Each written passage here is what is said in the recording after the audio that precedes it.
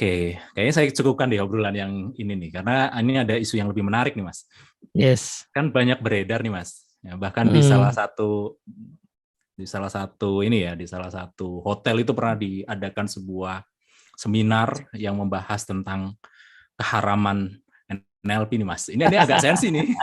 Jadi saya ngomong pelan-pelan ini. Jadi ada isu NLP itu mulai dari wah ini man pseudoscience nih gitu kan. Ini haram nih, ini mendekatkan kita pada kekufuran, pada syirik dan lain sebagainya. Itu pendapatnya Mas Teddy gimana nih?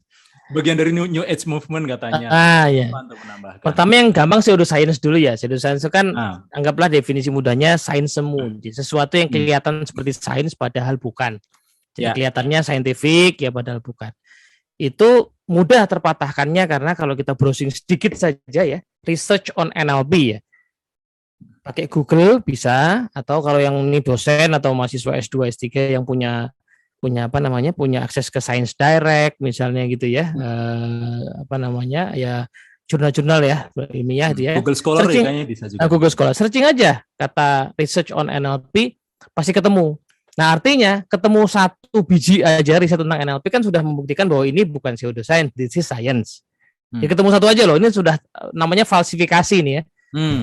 Falsifikasi itu ketika ada satu saja yang membalik itu sudah gugur. Tapi masalahnya bukan satu, Mas. Kalau kita cari ya risetnya banyak.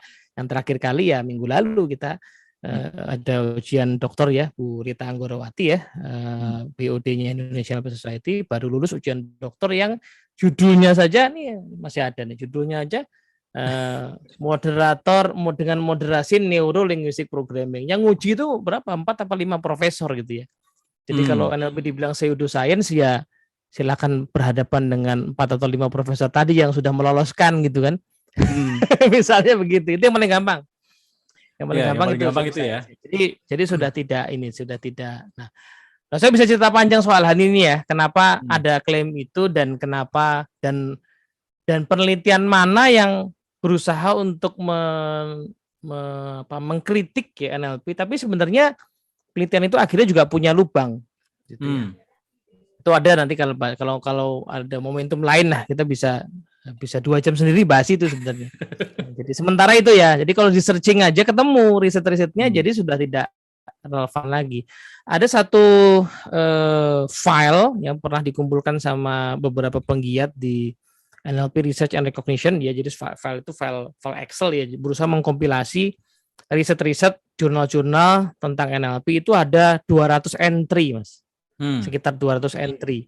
Jadi judul-judul dan abstraknya gitu. Jadi udah nggak bisa dikatakan lagi ya itu pseudoscience. Jadi kesimpulan saya yang masih menanyakan itu mungkin kurang googling ya. Saya nggak pengen bilang kurang baca ya. Ini kurang baca tuh udah lebih jauh. Ini kurang googling gitu. Kalau googling aja ketemu gitu. Nah, kalau baca kan sudah ketemu, baca artikelnya dibaca lagi. Itu satu ya. Kalau yang haram, nah ini sebenarnya kalau saya jawab ya, masalahnya kan saya bukan ulama juga ya, yang punya kapasitas mengatakan halal haram gitu ya. Jadi saya agak susah nih, nanti dibilang so tahu lagi kan.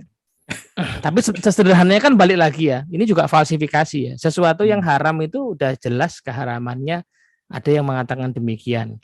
Nah, satu tulisan yang saya tahu mengatakan NLP itu haram adalah itu fatwa dari bukan di Indonesia. Jadi ulama Saudi nulis buku, saya baca versi terjemahannya memang ya, katanya itu disertasi, tapi saya juga ragu apa ya betul, karena kalau disertasi kayak gitu apa ya bisa lulus gitu, agak meragukan. Katanya sih begitu ya ulama Saudi, tapi di Indonesia sendiri belum ada ya. Kalau misalnya kita sekarang percaya siapalah ya, Bank Syariah itu yang dikawal oleh MUI misalnya gitu ya, atau MUI belum pernah ya mengatakan begitu, jadi susah juga tuh ya kalau justifikasinya adalah ada nggak di Indonesia mengharamkan yang levelnya Dewan Syariah gitu ya, sepertinya belum ada ya kan? Nah, tapi sederhananya begini lah, kalau kita mau coba pakai logika ya, dibalik saja nanti teman-teman yang sudah belajar NLP atau baca buku NLP ya, ini kan NLP The Path of Excellence ini kan salah satu yang bisa menggambarkan NLP agak komprehensif ya. Nanti teman-teman yang ngerti agama baca buku itu silahkan dikasih tanda aja di bukunya, mana bahasan-bahasan yang melenceng dari pokok-pokok agama, tolong digarisbawahi, nanti kita diskusikan gitu. Ya, karena saya juga tidak berniat ya menulis sesuatu yang menyesatkan ya Mas ya. Menyesatkan diri saya sendiri dong ya kan. Repot deh kan, ngapain nulis sesuatu. Jadi tolong ditandai aja.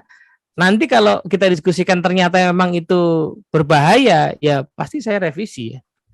Karena buku ini kan sudah 2 kali direvisi ya. Kalau teman-teman punya edisi pertama, kedua itu ada beberapa kalimat yang sebenarnya tidak melenceng sama sekali, cuman saya revisi supaya lebih pas ya, secara ya pemahaman pemikiran keagamaan itu lebih pas, saya revisi, saya ganti.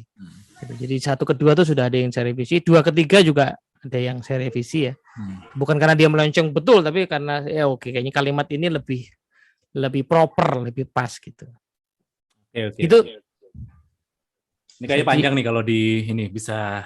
Iya, sebenarnya Mas Ajing bisa jawab karena dia yang belajar bahasa Arab ya kan, dia yang ustadznya kita lah Mas Aji, jadi lebih layak ngomongin soal ini. Jadi kalau Mas Aji mau nerbitin kan berarti kayaknya halal ya Mas Aji ya. Nanti riwayat saya diutik-utik Mas. Iya. Oke Mas. Kita geser tema deh. Ya. Geser tema. Balik lagi ke NLP ya Mas. Kayak itu tadi intermezzo karena memang ada banyak pertanyaan seputar itu Mas. Yang kadang-kadang kalau berusaha dijelaskan ya butuh waktu panjang sebenarnya kan.